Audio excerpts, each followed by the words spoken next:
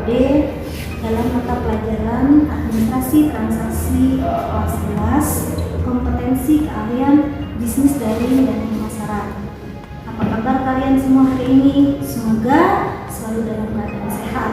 Terus tetap semangat dalam belajar walaupun sedang dalam kondisi seperti ini.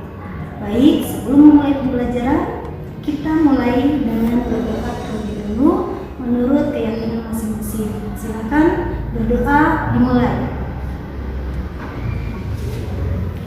Berdoa selesai. Oke, untuk materi hari ini akan dibahas pada kompetensi dasar 3.3, yaitu mengenai prosedur pencatatan bukti transaksi. Baik, sebelum dimulai, untuk melengkapi nilai kelengkapan dalam penilaian absensi kehadiran, lebih baik kalian mengisi dulu daftar hadir pada link yang sudah disediakan.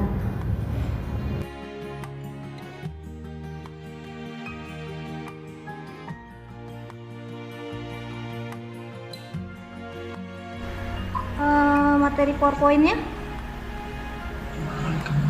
bisa terlihat tidak? Halo. Bisa, Bu. Iya, oke. Bisa, Bu. Oke, di unmute dulu ya. Silakan Ibu mau menerangkan di sini mengenai materi pokoknya adalah pencatatan bukti transaksi, ya. Untuk kompetensi dasar yaitu ada dalam 3.3, yaitu menjelaskan prosedur pencatatan bukti transaksi dan melakukan pencatatan bukti transaksi, di mana untuk indikator pencapaiannya adalah yang pertama menjelaskan pengertian bukti transaksi, lalu yang kedua menguraikan analisis bukti transaksi, yang ketiga menjelaskan jenis-jenis bukti transaksi. Oke, tentunya kalian pernah lihat dokumen transaksi seperti ini ya. Di sini ada berupa nota, ada berupa kwitansi, ada juga berupa struk pembayaran dari supermarket. Nah, itu semua ini sebetulnya tidak asing, tapi kenapa banyak dari kita yang tidak melihat bagaimana pentingnya struk pembayaran ini. Harusnya kalau dalam habis berbelanja kita perhatikan, kita cross check lagi ya, kira-kira barang pembelian kita apakah sudah sesuai dengan struk yang ada. Nah, untuk yang pertama di sini kita lihat mengenai pengertian bukti transaksi. Silakan di unmute dulu yang lain. Ya, Ibu mau menerangkan dulu. Ya, di unmute ya. Oke, pengertian bukti transaksi. Bukti transaksi adalah suatu bukti yang tertulis atau atas terjadinya setiap kegiatan transaksi dalam kegiatan suatu perusahaan. Bukti yang menyatakan baru saja terjadi transaksi antara dua pihak yang mengakibatkan berpindahnya uang atau barang. Bukti ini yang dijadikan sebagai dasar oleh orang akuntansi untuk mencatat dari bagian akunting atau akuntansi. Ya, dari situ bisa dilihat pengertian bukti transaksi. Lalu bukti transaksi ini sebetulnya dibagi menjadi dua. Yang pertama ada bukti transaksi intern, lalu yang kedua ada bukti transaksi ekstern. Di mana bukti transaksi intern adalah bukti transaksi yang terjadi dalam suatu perusahaan. Ya, bukti transaksi ekstern adalah bukti transaksi yang terjadi antara dua perusahaan atau lebih. Ya, dua perusahaan atau lebih yang terjadi antara dua perusahaan atau lebih. Lalu bisa kita lihat lagi di sini untuk contoh dari bukti transaksi intern, yaitu berupa memo, ya, berupa memo contohnya di sini. Nah, memo ini bisa ditulis oleh pimpinan perusahaan untuk memerintahkan kepada bawahannya mengenai transaksi yang terjadi dalam suatu perusahaan. Oke, itu adalah contoh dari bukti transaksi intern. Dilanjutkan dengan contoh dari jenis bukti transaksi ekstern.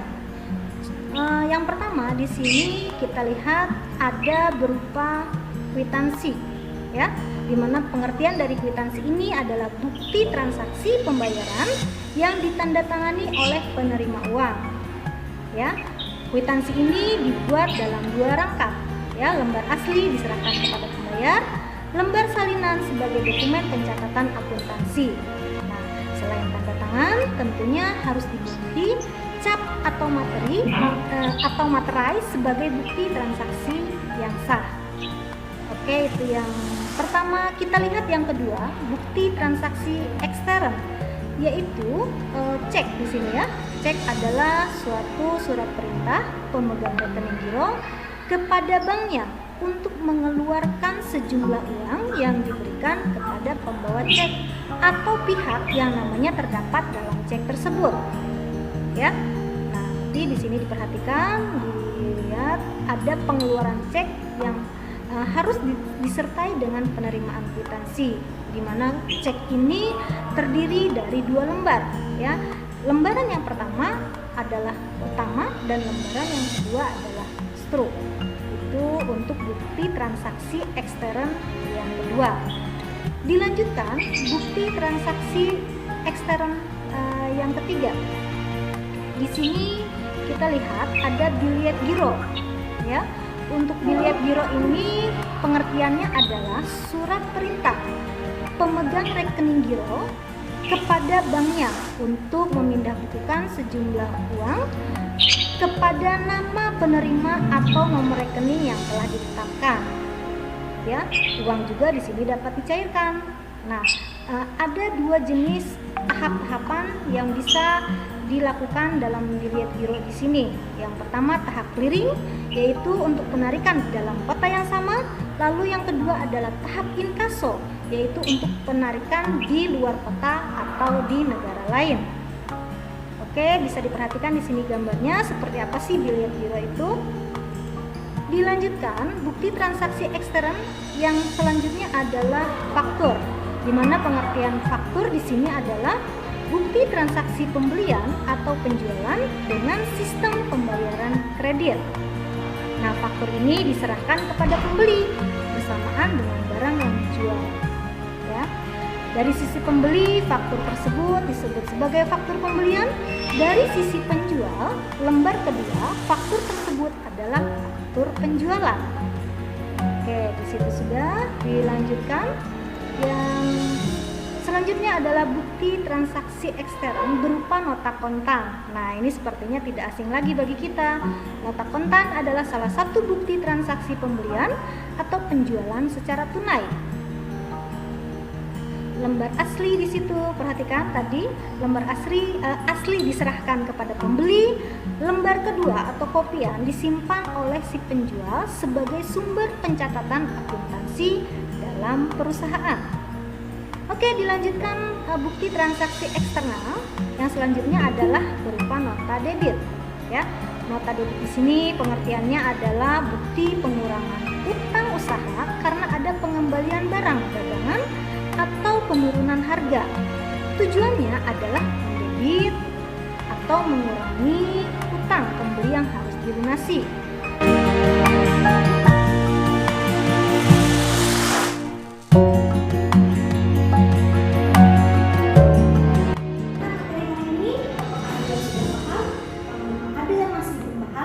Bisa kita diskusikan dalam pertemuan berikutnya. Diakhiri, Assalamualaikum warahmatullahi wabarakatuh.